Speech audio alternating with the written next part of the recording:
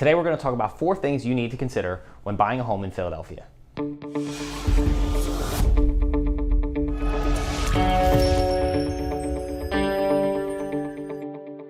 What's up guys, Steve Bizzagani, Philly's real estate agent. Like I said before, we're going to talk about the 4 things you need to consider when buying a home here in Philadelphia. So basically, you want to do, the first thing is to get pre-approved. You want to know exactly what you can afford, because the last thing you want to do is walk into a home that you fall in love with and then you find out you can't afford it. It's like having your heart ripped out and then you have to watch some other buyer who is pre-approved take the home from you, and that is an extremely unpleasant feeling and experience to go through.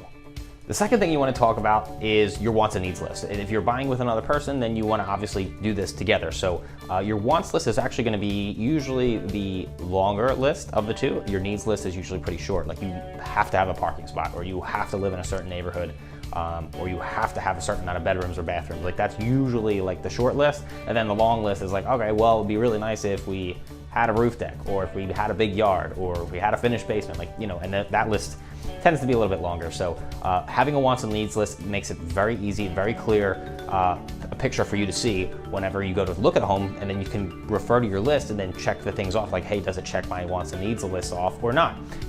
Having this list is extremely helpful for preventing buyer's remorse. So that way when you go to buy a house and you make an offer on something, you can visibly see, yes, it checks the boxes, or no, it doesn't check the boxes.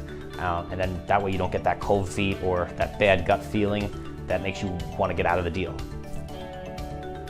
A third thing to consider is obviously the neighborhoods, because you know, when it comes to living in any specific area, you want to do your research. So you want to make sure that you want to go maybe 3 times a day. You want to go in the morning, you want to go in the middle of the day, and you want to go at the end of the day or at nighttime sometimes, where you can see what the activity on the block or in the neighborhood is like at all times of the day. Obviously, like, do the homes look like they're in war zone? Is this London in World War II, or is it like a nice established neighborhood that you can see yourself living in, or is it a mix of both? Like, what's the story? So, and then that way you can determine for yourself, you know, what you're comfortable with, obviously.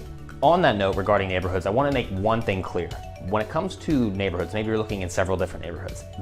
Neighborhood choices, it doesn't come down to, I guess let's put it this way, it's not a process of selection, it's a process of elimination. So maybe you're looking in neighborhood A and neighborhood B and C. So maybe you determine that C is no longer a thing. So let's cut that out. So that's eliminate C. Then we'll look at A and B, and then obviously we can focus on maybe eliminate B and then focus on just A. So buying a home is a process of elimination, not selection.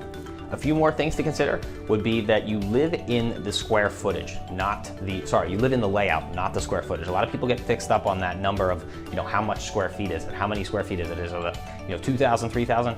Don't worry about what the number is. You live in the layout. You don't live in the number.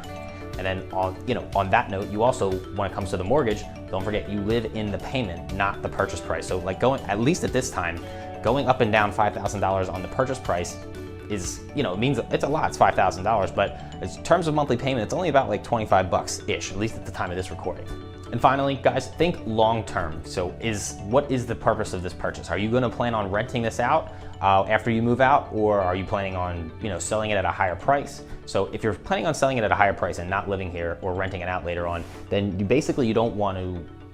gotta make sure you buy it really low. You need to get a really good deal, because appreciation in real estate, if you're looking for appreciation, you better plan on holding this thing for 10 years or more. If you're looking for, you know, if you're not gonna do that, maybe you're gonna move out of the city and into the suburbs at some point, then make it into a rental, and it's, you know, you don't have to get an absolute steal of a deal, because you're not gonna sell it in a couple of years, you're just gonna rent it out. So guys, gonna wrap this video up. If you guys have any questions more in addition to what I've talked about today, or if you have any other specific home buying questions that you wanna just ask me personally, feel free to reach out to me. You can either leave a comment here or text me, call me, whatever is easiest for you. And then obviously we can go from there. So talk to you guys next time. Hey, thanks for watching. If you've enjoyed this video and you have questions about buying a home, selling a home, or just Philadelphia real estate in general, please feel free to reach out to me. I'd be happy to help you out with any questions you have.